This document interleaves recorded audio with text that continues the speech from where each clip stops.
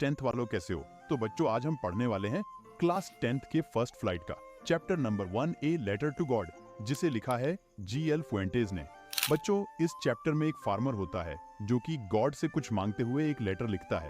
तो इस चैप्टर में हम यही पढ़ेंगे कि उसने क्या मांगा था, क्यों मांगा था और जो उसने मांगा था उसे मिलता है या नहीं। बच्चों चैप्टर की शुरुआत में हम एक घर को देखते हैं जो कि पहाड़ के थोड़े से ऊंचाई पर होता है और वह घर एक अकेला घर होता है।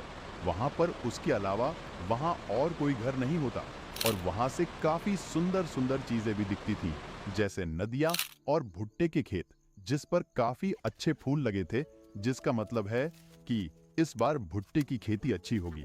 लेकिन बस उसके लिए सिर्फ एक चीज चाहिए जो कि है बारिश।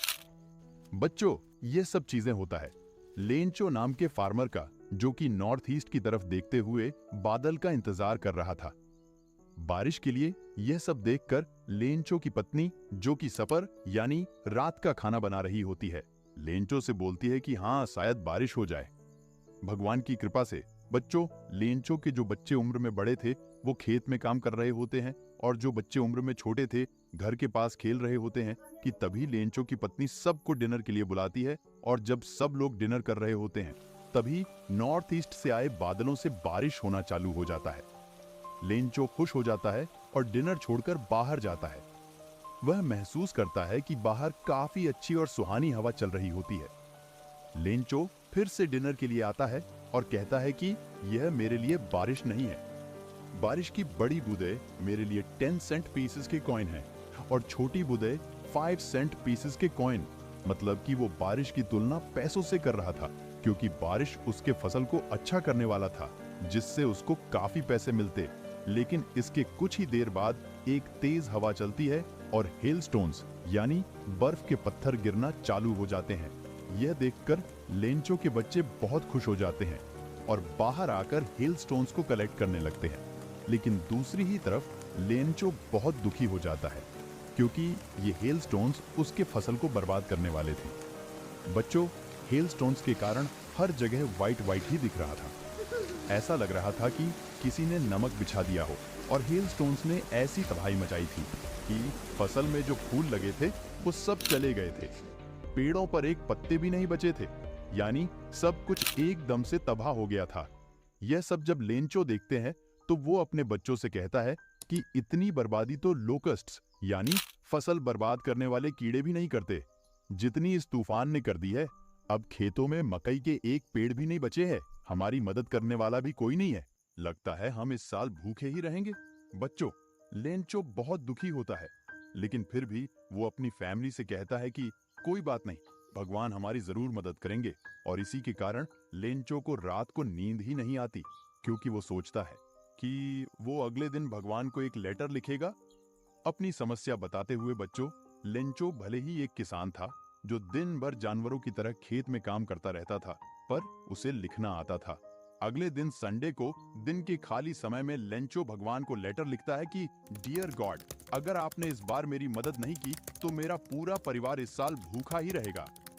हेलस्टोन्स ने मेरे पूरे फसल को बर्बाद कर दिया है और अब मुझे 100 पैसों की जरूरत है अपनी जरूरतें पूरी करने के लिए और फसल को दोबारा लगाने के लिए। बच्चों यहाँ पैसो एक करेंसी का नाम है जो कि लैटिन अमेरिकन कंट्रीज में यूज होते हैं। इसके बाद लेंचो जाता है और लेटर को मेल बॉक्स में डाल देता है। इसके कुछ ही देर बाद एक पोस्टमैन आता है और लेटर को निकालता है और उसे पढ़ने के बाद हंसने लगता है। वो सोचता है कि अब भगवान तक लेटर कैसे लेकर जाऊं। इसके बाद वो पोस्टमैन लेटर को लेकर अपने बॉस के पास जाता है और लेटर को दिखाता है। पोस्टमैन का बॉस यानी पोस्ट मास्टर, जो कि दिखने में मोटा था पर दिल का साफ आदमी था, लेटर को देखने के बाद हंसने लगता है। लेकिन कुछ देर बाद पोस्ट मास्टर सीरियस हो जाता है और सोचता है कि इस आदमी को भगवान पर भरोसा है, हमें इसका भरोसा नहीं तोड़ना चाहिए। इसके बाद पोस्ट मास्टर लेंचो की जरूरतों के बारे में पढ़ता है और समझता है और डिसाइड करता है कि वो उसके पास पैसे भेजवाएगा।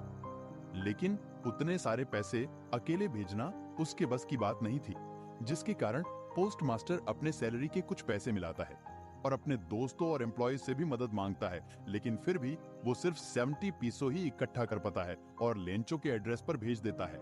गॉड का सिग्नेचर करके संडे को लेंचो थोड़ा जल्दी पोस्ट ऑफिस पर जाता है और पूछता है, क्या मेरे लिए कोई लेटर आया है? पोस्टमैन उसे लाकर लेटर दे देता है। लेंचो को पहले से ही पूरा विश्वास था कि भगवान पैसे भेजेंगे, लेकिन जब वो पैसों गिनता है तो उसे गुस्सा आता है, क्योंकि उसमें केवल 70 पैसों थे। उसे लगता है कि भगवान कोई गलती नहीं कर सकते, इन एम्प्लॉइज ने ही पैसे निकाले हैं। इसके बाद लेंचो काउंटर पर जाता है और पेन और पेपर मांगता है और दोबारा से भगवान को लेटर लिखता है कि डियर गॉड, मैंने आपसे जो पैसे मांगे थे वो मेरे पास आए तो है, लेकिन पूरे नहीं है, तो कृपया करके बचे हुए पैसे भी भेज दीजिए, पर इसे मेल से मत भेजना, क्योंकि यहाँ के एम्प्लॉइज बंच ऑफ क्रूप्स यानी चोर हैं बच्चों। लेंचो को ये नहीं पता होता कि मदद किसने की होती है, तो जिसने मदद की थी वो उसी पर शक करने लगता है। और बच्चों, लेंचो के जाने के बाद एम्प्लॉय ने आकर लेटर पढ़ा भी था और इसी के साथ ये चैप्टर भी यही खत्म हो जाता है। आपको ये स्टोरी पढ़कर क्या समझ में आया, कमेंट में बताना और आगे के चैप्टर्स के लिए चैनल को भी सब्सक्राइब कर देना।